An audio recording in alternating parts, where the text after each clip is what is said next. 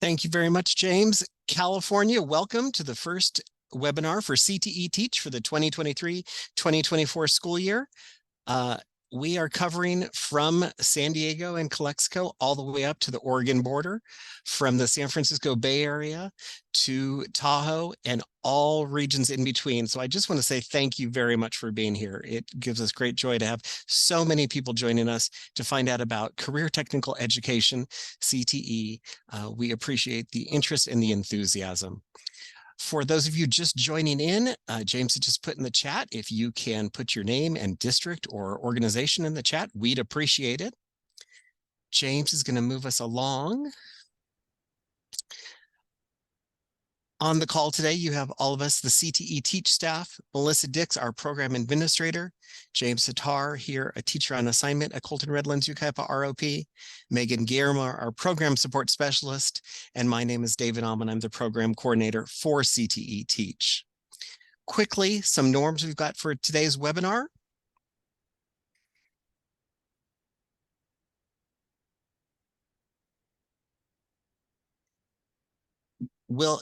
You'll be muted throughout the presentation. If you do have questions, comments, please feel free to utilize the chat feature.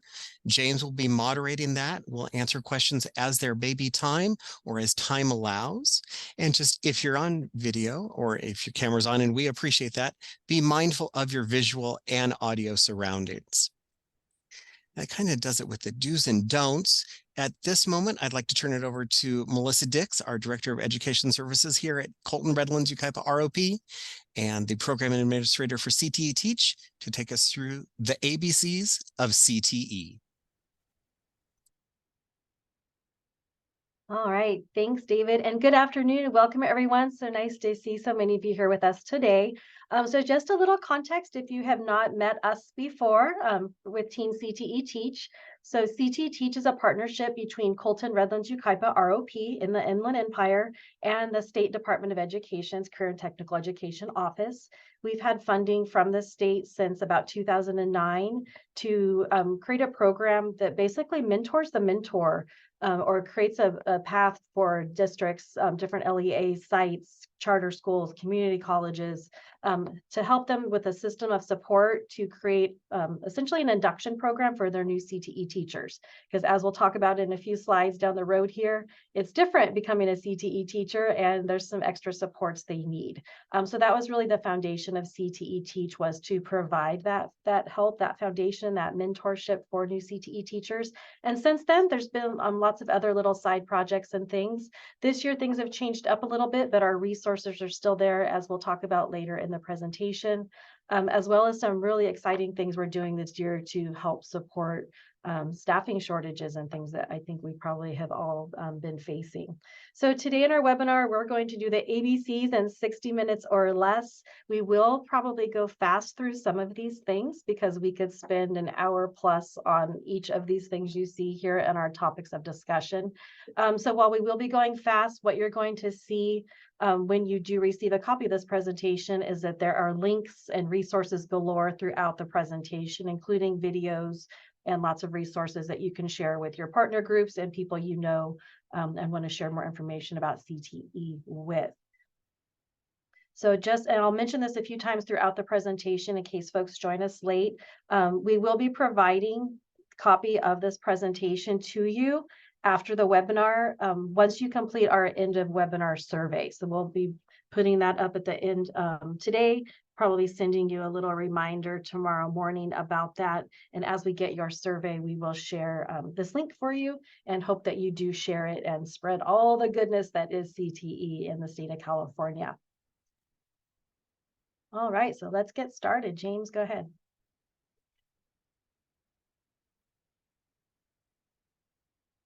So we're going to start with, where did it all start? So we're not going to do death by PowerPoint, which this probably looks like right now, but we're going to start with the very beginning and when did CTE get it started and kind of what is the climate like today. So back in 1917, good old Industrial Revolution, right? There was a need for training in our schools, both through K-12 and adult ed, to train the workforce and all these newfangled things and automation and all the great things we were doing back then as we created the assembly line and started to really modernize the workforce. There was a lot of expansion between the 30s and 70s.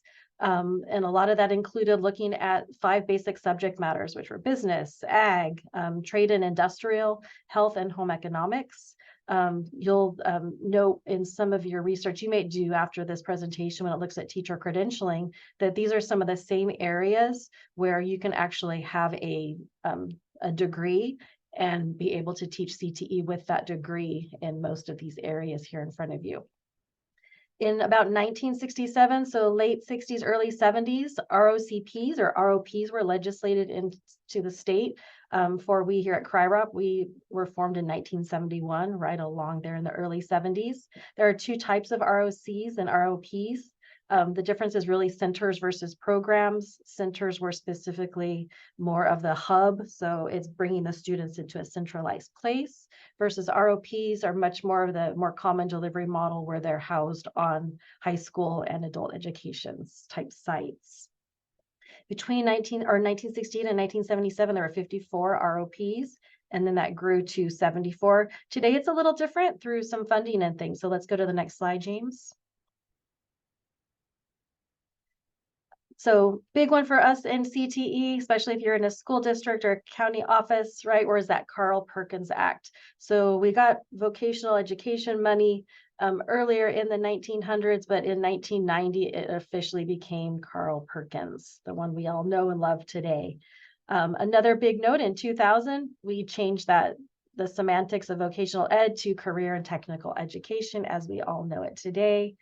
Another big one in the early 2000s was in 2009, state categorical funding was redefined, and the funding that went straight to programs like ROPs was passed right onto the districts through their local control funding formula, where schools would create their LCAPs, their local accountability plans, where they could choose to fund CTE as part of that, which we know almost every single district in the state does do because it is so important for building our workforce.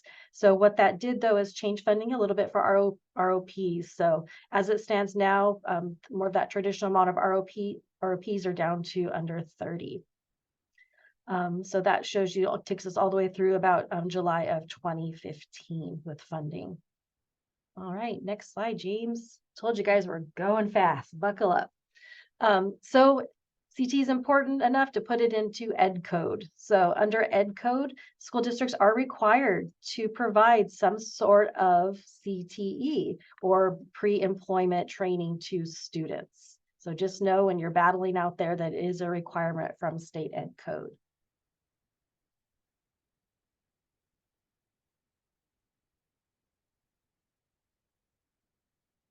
So what is CTE? I think all of us in the room have that general definition, but what we have here on this slide is a glossary of terms that once you have access, you can click on it and it's going to give you a lot of the what the acronyms are versus what they mean, and some of those terms that are unique to not just education, but career technical education specifically. So that's one of the many, many resources you'll have at your disposal once you do our survey at the end of this and get the copy of the presentation.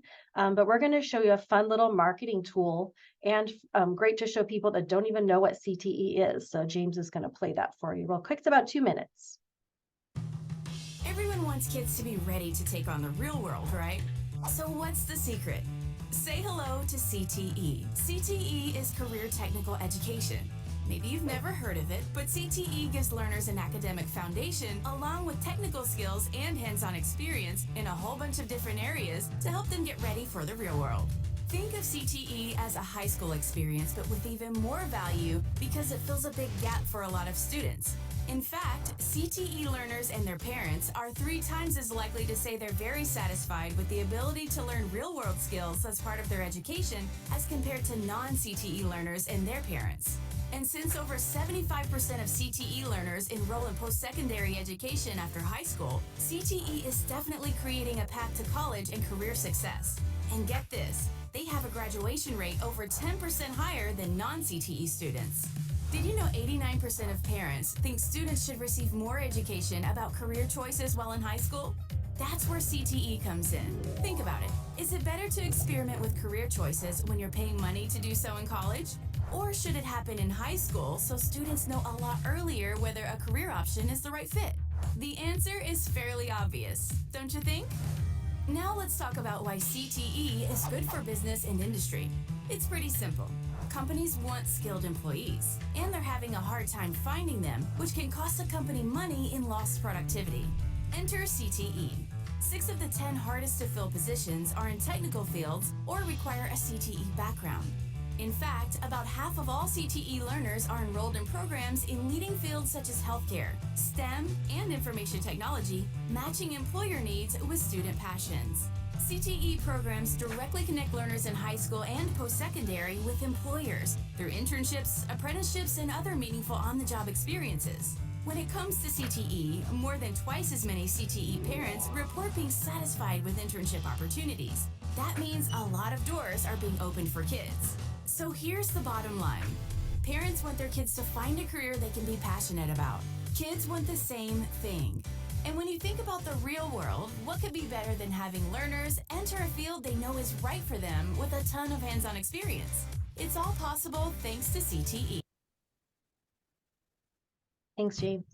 Everyone wants kids to be. All right, so we're going to talk a little bit about ROPs or ROCPs, as you may see them called sometimes. And we believe not only because we're CRY-ROP that this is important, but I think there's a lot of questions out there in the field of what's ROP, what's CTE, what's the difference? Are they the same? Are they different? So we just like to provide a little bit of that context to folks that are especially new to CTE or have come in since post the local control and funding formula changes. So ROCPs really are just one of the many delivery systems for career technical education. This is a kind of a California term for ROPs. And again, you started to see some of that change around 2009, 2010, and especially post 2015 with all of the different funding changes with an ed code and things. So really ROPs, again, it's a delivery model. Some of us still use it as a branding tool, just like Coca-Cola and Kleenex and McDonald's, right? It's kind of synonymous with career technical education. We're proud to have served as a primary source of CTE in the state for over 50 years. And really, just like CTE now, for those of you that have standalone programs and were never part of an ROP, we're all here to prepare students to enter the workforce with the skills necessary to succeed and to pursue the advanced training in post-secondary and or upgrade existing skills and knowledge.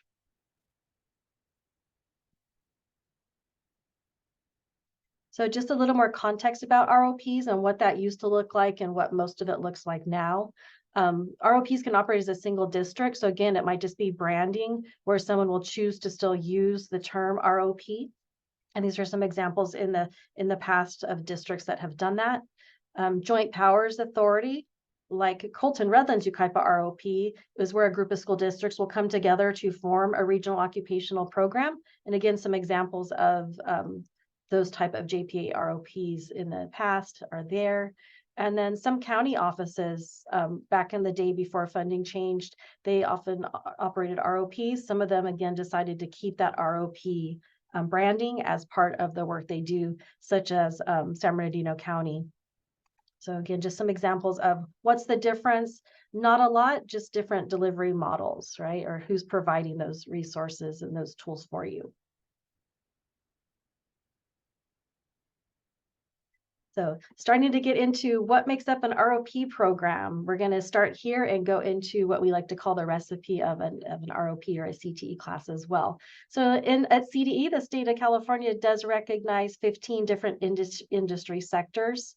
And there's a picture there that James, I think, is going to click on for you. So this is a great poster you can get from Department of Education. You can download it and print it as big as you want.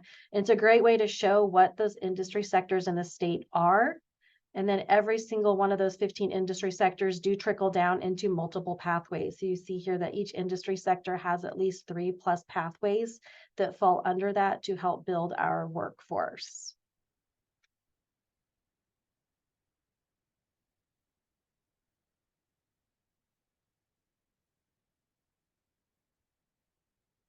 So a little bit about the anatomy of what makes up a pathway. Again, right, educational initiatives are always changing, but in the current model, as far as career technical education and how we provide it to the state, specifically in our secondary programs, is starting at the middle school level. We also know some of our partners are out there starting career exploration and some targeted career beyond exploration, right? Where kids are actually really having real conversations with folks in the field, even at the elementary schools now. And kudos to you that are all doing that. But we are seeing a push, including some funding that's come out in the last few years, to bring career exploration programs and even some introductory CTE programs at our middle school levels. So that's a great option for you, especially if you're looking at new alternatives for elective programs in your middle schools.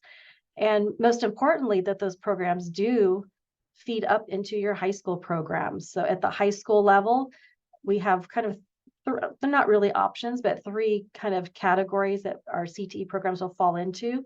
There are intro, concentrator, and capstones. Per state accountability that we'll see here in a few slides, the concentrator and capstones are the most important there for you. I know many school districts have California Partnership Academies, we're linked learning districts and things, and have 3 to 4 year pathways as well. But as far as the state accountability, it's important that you provide a concentrator and a capstone in your CTE pathway per the California dashboard requirements for the college and career readiness. So that pathway should equal 300 hours, which if you think about a typical high school year, you can get 300 hours done in 2, right? Once you get out all the rally schedules, minimum days, senior ditch days, all those things to get instruction down into 2 school years for your 300 hours. After our pathways, right, we're hoping our students go into those next steps, which are college and or career. So that's their next step.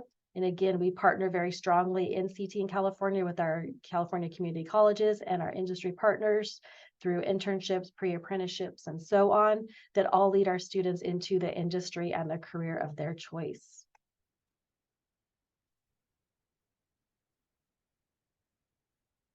So we're going to talk a little bit about what goes into making a CTE class. What are you looking at? We're looking at a lot of things, and it's not just what kids think are cool at the time or what we've always done. We want to make sure that anytime we create a new program or looking to refresh a program, or whether we want to keep a program around, that there is labor market demand. There are some great tools out there to look at your labor market demand, specifically things like Bureau of Labor Statistics, ONET, and one of our favorite out here is through our community college partners, and that's the Centers of Excellence. I encourage you to check out Centers of Excellence. They have regional labor market data for all of our industry sectors and pathways that can really help drive the creation of programs and making sure that we're putting the right programs in the right places. Beyond that, we do want to look at what's in our local area. What are our students and what are their families interested in as well? But again, CTE is all about providing our training and tools for those students to enter the jobs of today and the jobs for tomorrow that don't even exist yet, right? So within a course, and I'm going to have James click on an outline just to kind of show you, and as I talk a little bit, we'll scroll through to what that can look like for you. So this is an example of a CTE course outline. CTE programs, one of the great things is remember, we're going to break those stigmas. CTE is not just for those students that don't go to college.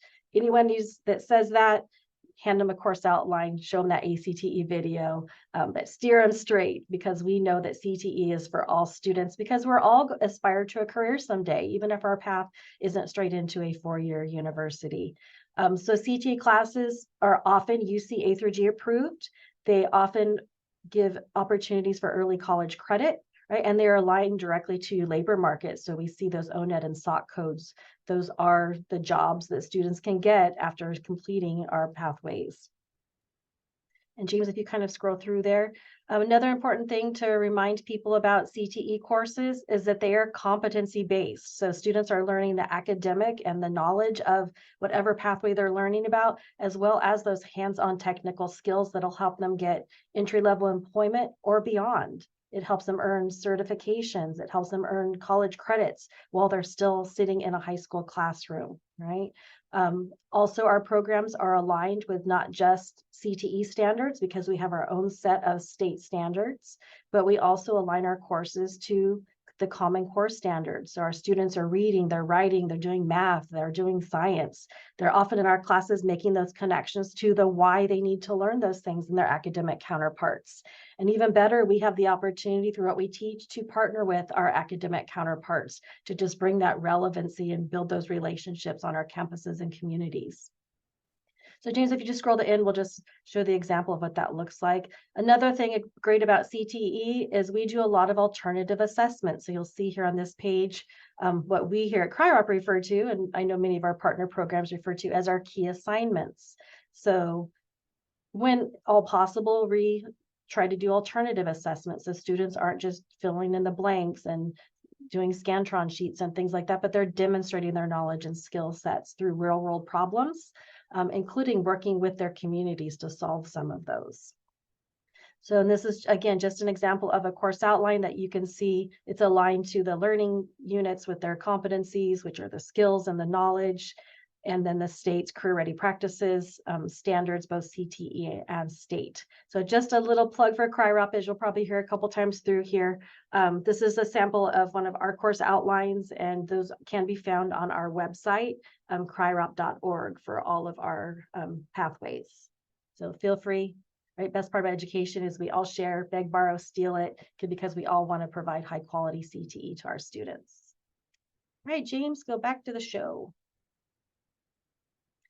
So other things that are important, I'm sorry, go back one. We missed a few things. So other important things about CTE programs is, again, we're not one and done. We don't build a class and say, great, it's good forever. Let's teach it for the next 5, 10, 20 years. We constantly have those partnerships. So we're going to make sure that anytime standards are updated, we update it. We're going to have those constant conversations with our community college partners to ensure matriculation straight into their programs. We're going to talk to our industry partners through our state required, ed code required industry advisories. We're going to provide industry relevant certification opportunities to our students so they can already be qualified to get not just those entry level jobs, but jobs that can already pay them to start earning a livable wage straight out of high school. And some of that is also through the work-based learning opportunities where students can start working, whether it's paid or unpaid, in their high school programs.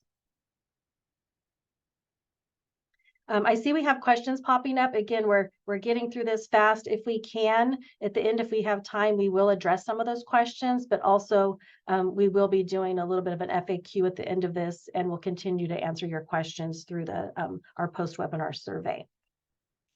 All right, so more accountability, right? It's all about the data. I hear people, a lot of people say, right, it doesn't matter unless you can measure it. So that's what the state of California thinks too when it comes to our delivery of CTE. So we have to be able to provide data of the CTE programs and their success. So one way we do that is through CalPads. So CalPads is basically part of our accountability system where our classes all receive a state code. There's a nice little tool on this slide that you can click, and it's something I refer to all the time when I'm working with our district partners to ensure that our programs are aligned to the state's CalPads codes. Every single pathway has specific CalPads codes for their intro, their concentrator, and their capstone classes. So thank you, James, you opened that link for us there. So you can just scroll to a couple pages in and they can see what that looks like. So this is just a great kind of one-stop shop tool for you. Go ahead and scroll a couple more down. So this just kind of shows you what a program would look like. Oh, there we go. That's a better way to look at it. So for instance, we're looking at an ag page here. If you are doing agricultural business, these are your CalPads codes for your intro, your concentrator, and your capstone classes. So again, just a great tool, especially those of you in admin and curriculum development, making sure that the codes are getting entered correctly so that your schools or your districts are getting the proper, right, acknowledgement within the CalPads reporting systems. All right, go ahead and go back to the presentation. Just want to let everyone know that all the links that you're seeing in this presentation will be all sent out to you. So you'll get the links to everything that we're showing you up on the screen, and then some. And Melissa will go into more detail on that.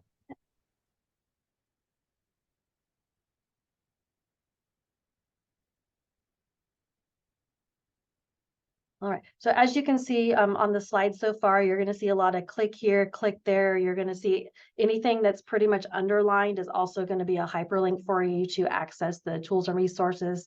We're hoping this is kind of a one-stop shop for all things CTE in the state. And again, there's going to be even more than what we're talking about here today as you go through the presentation. So as a reminder for those of you that joined us late, we will be providing you a survey link at the end of our webinar today. If you complete that and give us a little bit of feedback, we will send you a bit.ly link to this presentation. And again, feel free, just like in everything else in education, feel free to make it your own, share it, because the smarter we all are about CTE, the better for our students and workforce. So this slide here just has some resources about the California dashboard. So the California School Dashboard is the state accountability system that we operate in now. And it's basically a school and a district report card. So it's got all the typical measurements it's looking at, like graduation rates, it's looking at discipline, it's looking at all of your subgroups and how they're faring in their academics and things. But for us in CTE, we are part of what we call the CCI, the College and Career Indicator. So if you go to the school, if you click on that link, we're not going to do that today. You can actually look at the data for your school and or district, and you can see what is measured under the College and Career Indicator. Things like UC A through G completion is in there. If students are doing work-based learning opportunities, including pre-apprenticeship. Some of our special education programs like workability and career transitions fall under College and Career Indicator, as well as that 300-hour completion of a CTE pathway. So if you haven't seen the dashboard, it's a great tool to see where your own children's schools are performing and also the one you may work for. There's also a really great video there on that little dashboard picture that will show you a very short video about the school dashboard and what it's all about and what it's measuring for our schools in the state. So again, a great tool if you're not very familiar with it, or to share with your own parents and partners about the school dashboard. So new and kind of hot off the presses, and some of you have probably been in some of these meetings already in the last couple weeks, and even this week, I believe. The California State Plan for CTE is now here. It's been a couple years in the making, right? Thanks pandemic, like it delayed so many other things. But in the state of California for a long time, we've had a state plan for education. New to this current state plan is now 12 elements of college and career. So those are here. It's really about equity access for our students to high quality CTE programs. And what makes a high quality CTE program are the things you see here, right? That we're aligning our systems and resources, that we're intentionally recruiting and marketing our programs, that we're providing sustainable funding for our programs, that we have super strong partnerships with industry so that we're teaching things that they need in their workforce pipeline, that we're providing the access, the equity, and we're providing the skilled instruction and the professional development so that our instructors can remain skilled to teach what we need them to teach. So part of the state plan, go ahead and go to the next slide, James. Part of the state plan, that's a 3-year plan, is there's 4 goals in that plan. The state is currently hosting what they're calling state plan convenings. There's 10 that are being hosted throughout the state. If you haven't heard of these, you can actually let us know and we can send you a link. There is the Department of Education does have the information about the 10 convenings happening very strategically throughout the state. We just had ours this past Monday for the Inland Empire region, so Riverside, San Bernardino County primarily.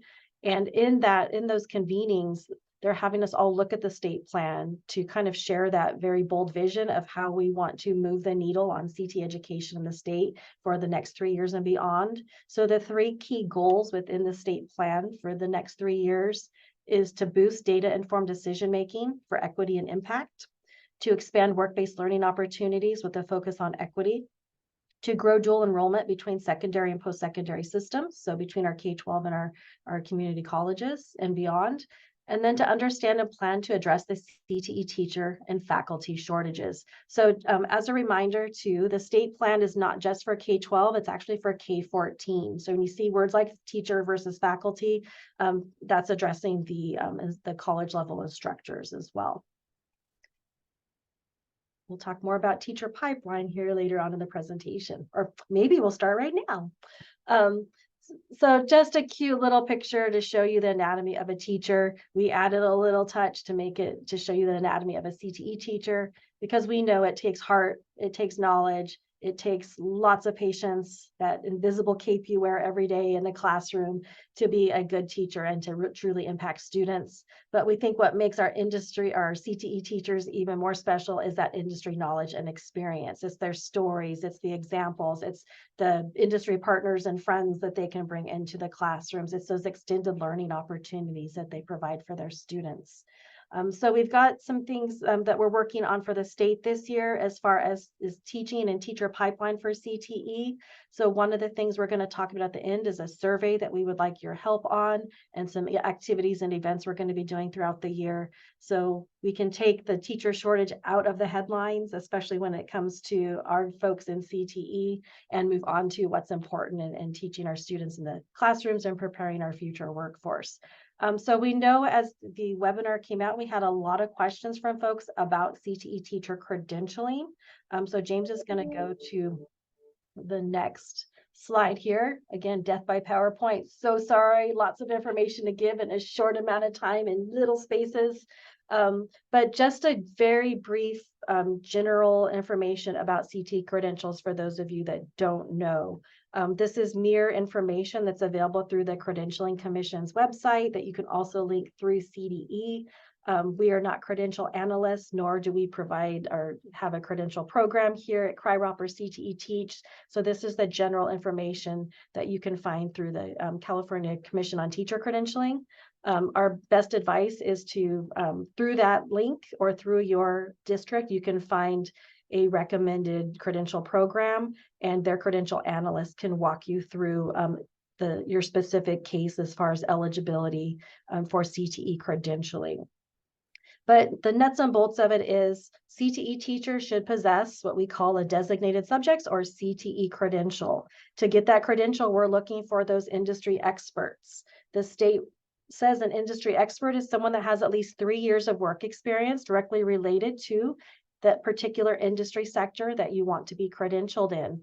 And one nice thing about the way credentialing has been working in the past, 10, 15 years now, is instead of pathway-based credentialing, the credentials are based on industry sectors. So there's 15 different industry sectors, and plus ROTC. Teachers also get this the same credential as our CTE teachers. So you get a credential within a generalized industry sector. So for instance, transportation covers everybody from your auto techs to pilots to logisticians, right? Healthcare can cover the gamut from mental health, direct patient care, sports medicine, nursing, radiology techs, dental assistants. All of those things fall under a healthcare teaching credential. So three years equals about 1,000 hours for each year. So 3 years equals 3,000 hours of clocked variable, we call it clocked hours. So basically it's verifiable experience. So when you go to get your CT credential, again, you'll work directly with your district that's hiring you and a credential analyst through a credential program. They will have you submit letters that show your work experience. So think of it as a letter of recommendation on steroids, or if you marry a letter of recommendation with a job description and parts of your employee file, like what were your job titles, when was your start date, when was your end date, and the type of work that you did there. So those folks can look at basically your curriculum vitae and know if you have the experience needed to obtain a CTE credential. There are also some other stipulations there. For instance, we want recency, right? We want someone that if they have to teach cybersecurity, that they know what that is and they've done work within that field. So there must be recency. So at least 1 year of your 3,000 hours, so 1,000 out of 3,000 must be within the last 5, and then we can go back up to 10 years. So the other 2 can be within the last 10 years, in which the year of that you're pursuing your credential. Some folks have a little bit easier route to get their CT credential. For instance, if you have certain industry recognized certifications, you can get up to 1 year of credit, of work experience credit. And another is if you are a single subject or multiple subject credential teacher, you can actually get up to 1 full year of work experience taken off of that CTE credential, as long as you have the other hours with that direct experience in whatever field you're looking to get your credential in. So those are the basics. CTE Teach does partner with about 11 credentialing programs throughout the state and provides them with some of the materials for the beginning courses in their programs. So we would also be more than happy to connect you with credential programs in your area. Also, luckily, thanks to technology and a little bit to COVID, I guess, that pretty much every single credential program for CT in the state is remote. So you can, live in Barstow and take a program through Berkeley. So they're all up and down the state, which is nice and convenient. So you can find one that best fits you. And oftentimes your employer will have a few recommendations for you too, with partnerships that they have found useful in the past. So that's a little bit about credentialing. Again, talk to your district, talk to one of the credential programs that you can find through some of the links we're sharing here for more details. Melissa, Uh-huh. I have a question. Is the state considering changing some of these requirements to address the teacher shortage, i.e. reducing the required number of hours or recency requirement? Oh, Yes. I think residency they need. Yeah. So not that we have heard of, although I'm sure somebody's talking about it up there in Sacramento. We have not heard that thus far. So it has been reduced in the past. I know back in the day, so 2004, 5, when I was pursuing my CT credential, it was 5 years of experience that you had to have to get your CTE credential. So those of us in ROP programs, probably specifically, that have kind of been the kind of the trademark programs for CTE throughout the last 50 years, usually fight against things like that. We want that industry experience, and the more you water that down, the less authenticity you may have, especially in some of the more technical fields. But there are also, like I alluded to earlier in the presentation, that there are some degrees such as business, home ec, industrial tech, which there aren't a lot of programs out there anymore, health, that can provide you some of that, make up for some of that experience, or allow you to be credentialed with just that major. So again, if you're unsure about your work experience versus your education and or teaching experience or military experience, definitely talk to your credential person at your site or district and or one of the credential programs. They're very helpful and can help you connect those dots, because they're not going to hire you and start the paperwork and the training and all of that without knowing that you would be able to qualify for that credential. So they're gonna work very strongly to make sure that they're putting the right person in the right class.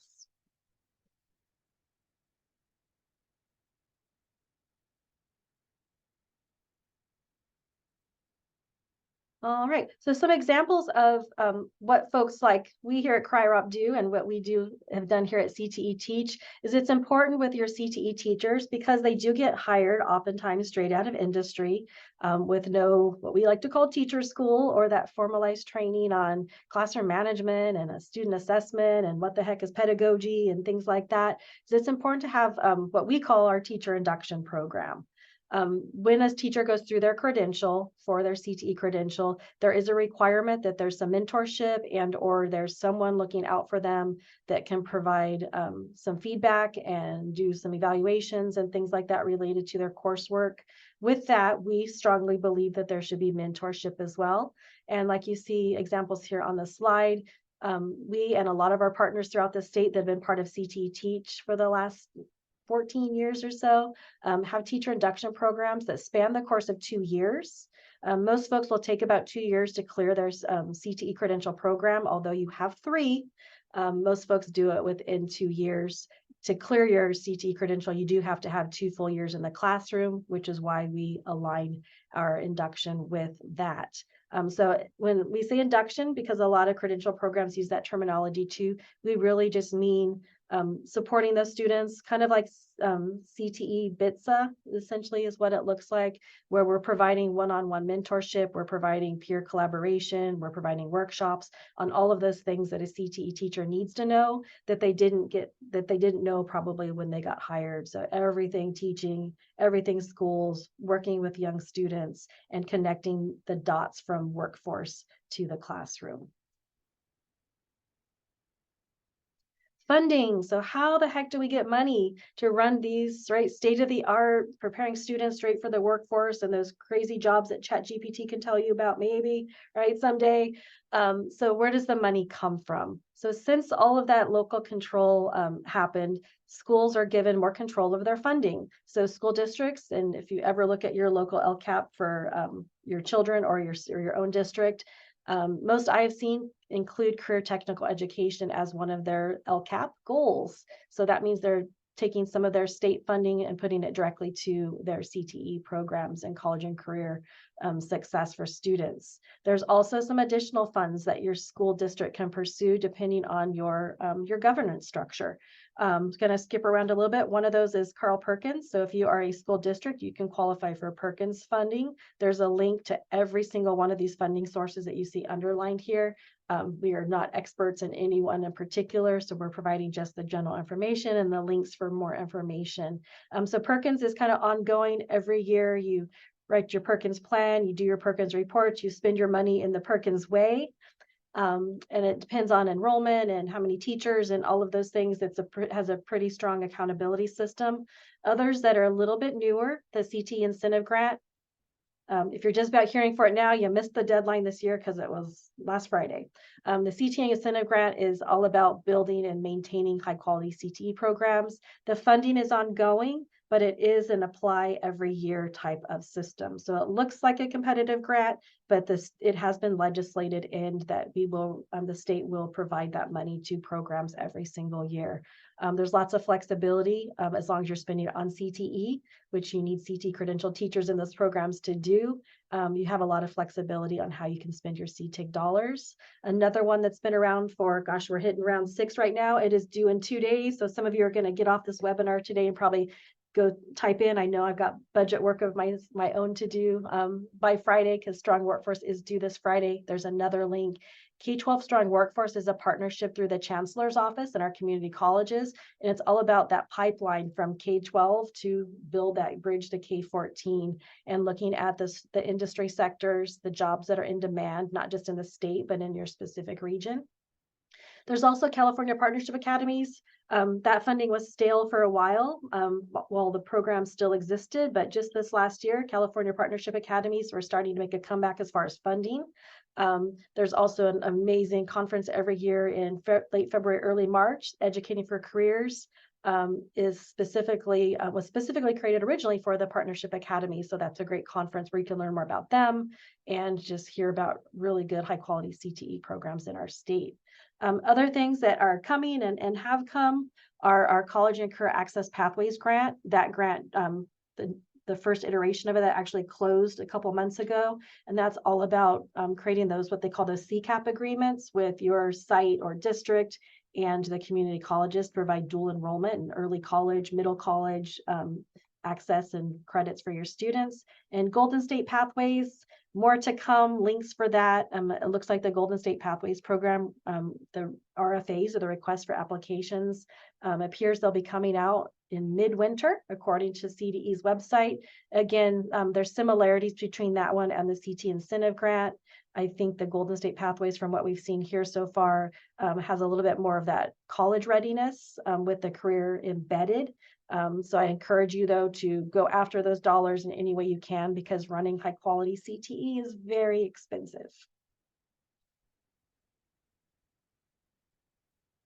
Talked a little bit about articulation and dual enrollment already. This is just a little bit of a comparison. They have a lot of commonalities as far as providing free college to students and students getting college credit while still in high school. Depending on who you talk to, some people favor one more than the other. As you saw on my state plan and goals for the state plan for CTE, there is specific language on dual enrollment for high school. A lot of us in CTE, especially ROPs, are more in favor of articulation because that recognizes the classes the students are already in through our, auto tech, medical assisting, cybersecurity programs. It recognizes what the work they're already doing and the high level of rigor, relevance that they're building in those classes as college worthy, so they can do what they're normally doing during the high school day or their after school ROP programs or CT programs and get college credit for that and get a head start into college, which also helps better build those pathways for our college partners. Dual enrollment, again, it's free. It gives them that head start. It gives them a grade on a college transcript that articulation does as well. But again, it helps marry that in the school day and outside of the school day, giving students college credit, not just for CTE that your site may not be able to offer, but also the academic classes like English and math to give the students a head start in college. So our recommendation is talk with your community college partners, work with your district to do what fits best for your students. But ideally, you can offer both programs. Also, something that makes our CTE stand apart from the rest is that we have work-based learning. And again, there's different definitions now for what the state deems work-based learning. And think about it being leading students straight to work and actually working. Back in the day, as ROP folks, we had what we called community classroom, which was our unpaid student internships where students could earn credits and things to put on a resume. And community classroom was connected to the class that they were in. So a healthcare student interning at a doctor's office, for instance, or an auto student working at Pep Boys after school.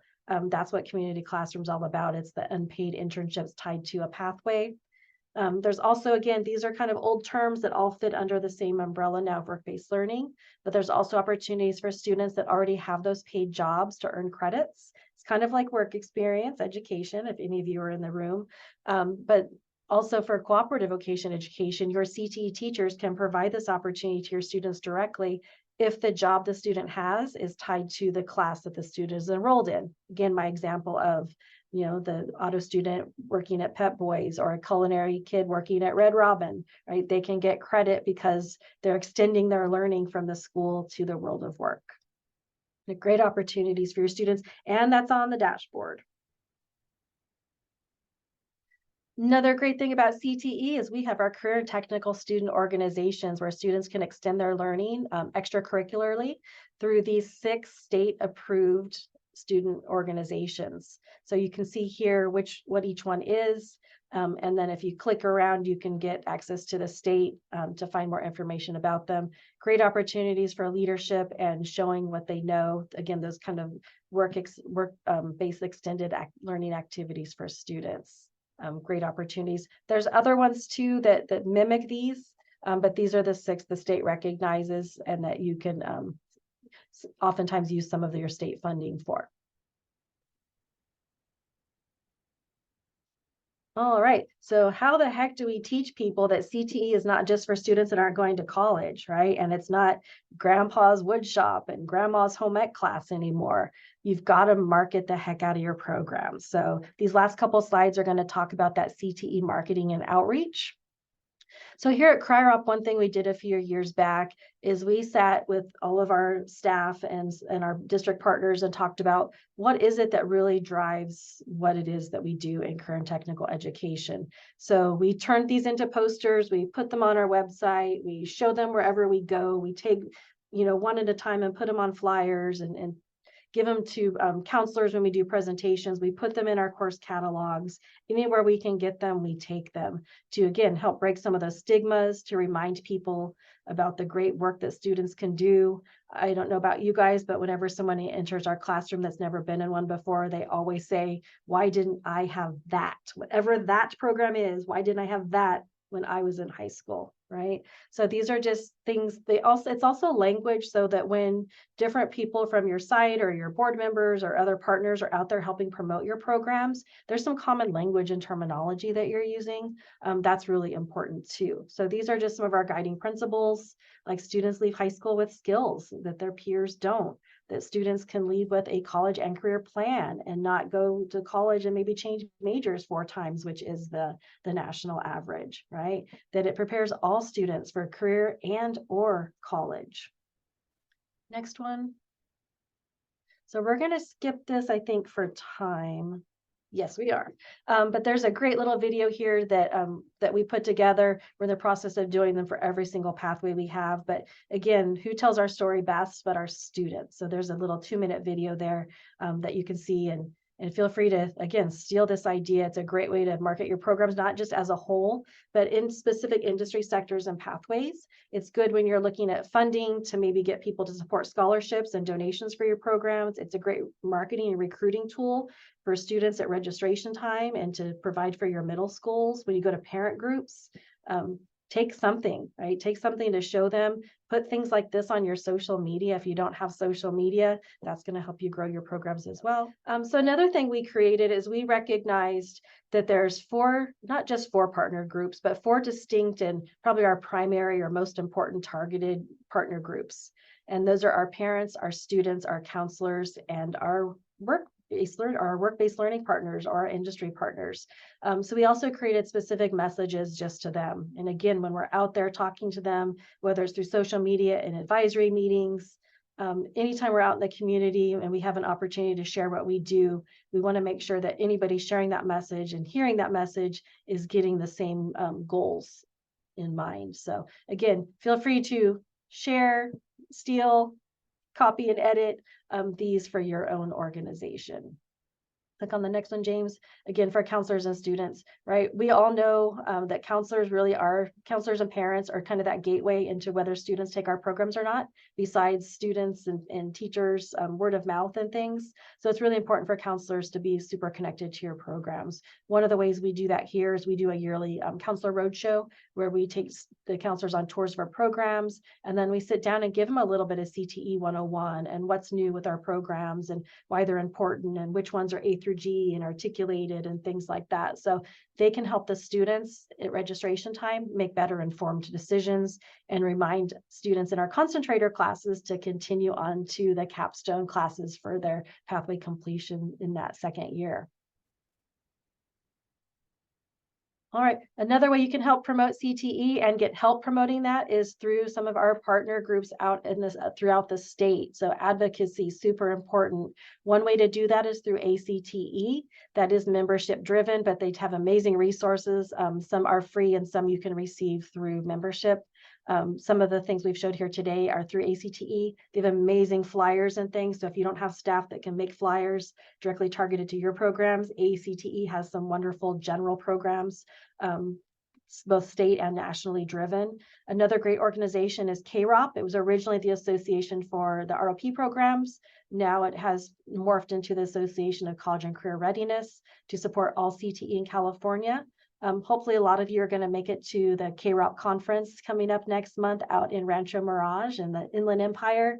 It's a great event to bring everyone together, and the CRY-ROP, one of their annual meetings is at that event on the Wednesday pre-conference. So again, CRY-ROP also is membership driven. Your organization can have a very affordable organizational membership, or you as an individual can join. And there's not just great resources and networking, but there's actual advocacy through our state lobbyists that you can be a part of too, to truly have a voice in state legislation that drives the future of our programs through funding and what we can and can't offer and what we can and can't do for students. So I encourage you to join those 2 organizations if you can.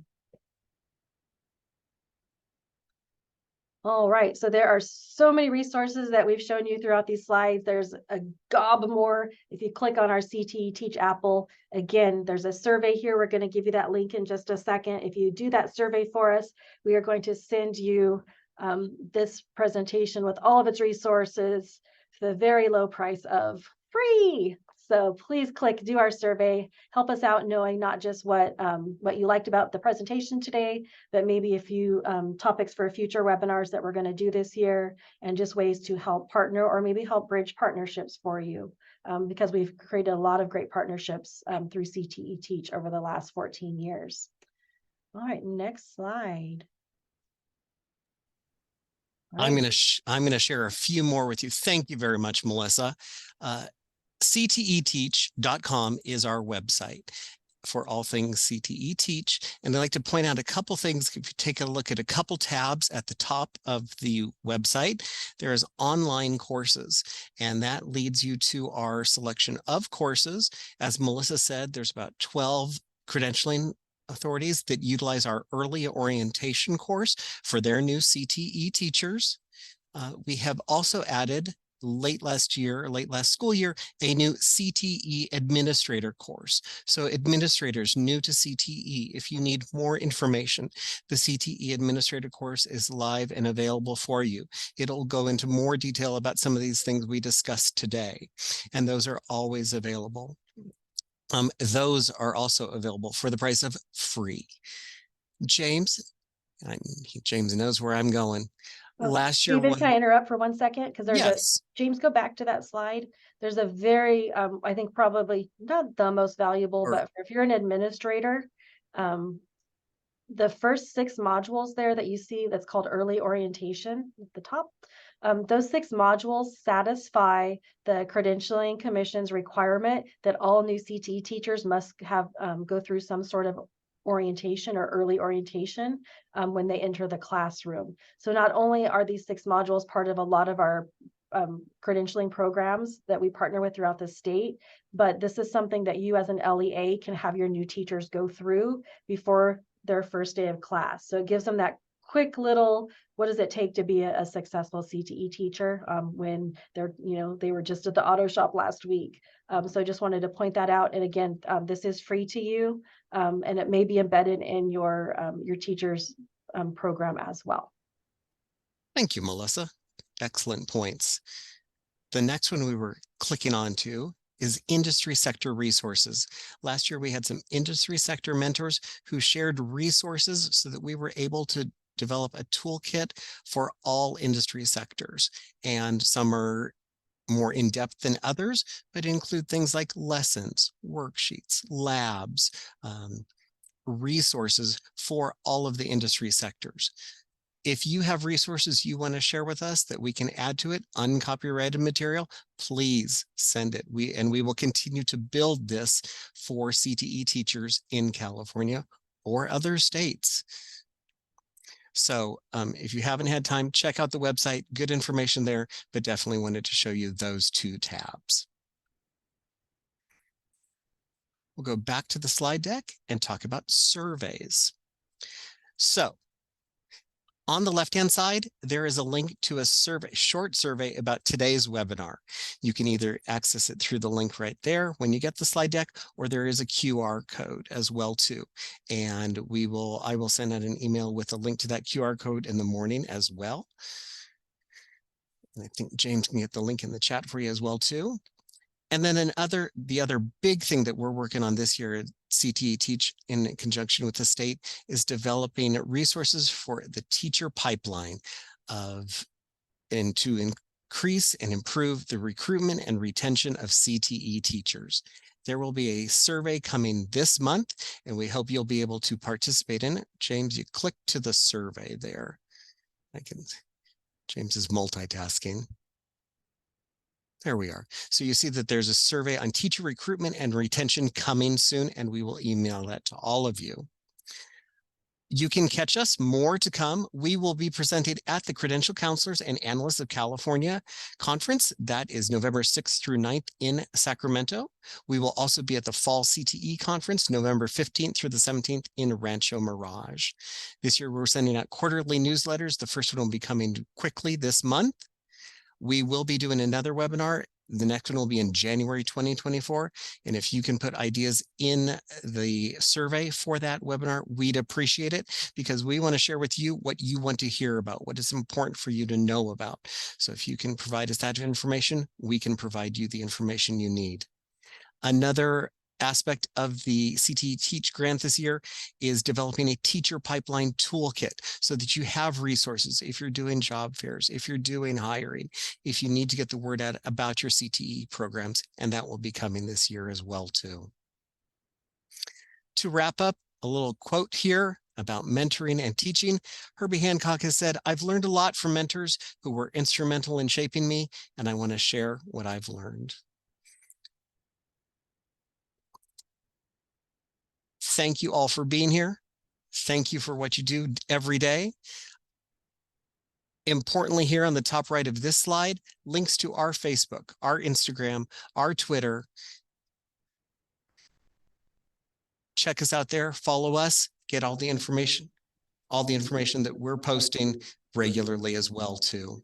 And our YouTube channel also has plenty of podcasts, a lot of our old webinars, interviews, lots of great information there, chock full of stuff to go through and share. You are all very welcome for the information. We will go through the chat. If there's questions we didn't get to answer today, we will send out information on those to all of you. Also, if you want to put additional questions in the survey, you can do that as well too, and we'll get answers to you on those as well. Thank you very much. Thanks, everyone. Take care. Have a great year.